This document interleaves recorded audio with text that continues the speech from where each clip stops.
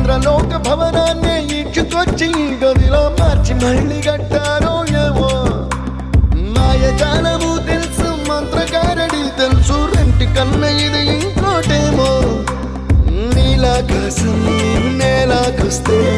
ఇట్టాగే ఉంటాదో ఏమో ఈ సంతోషం దాచాలంటే హృదయాలు ఓ వంద కావాలేమో ఇంతందంగా ఉంటుందా ఈ లోకం ఇన్నాళ్ళు ఈ మనసుకి తెలియాలేదే పాపం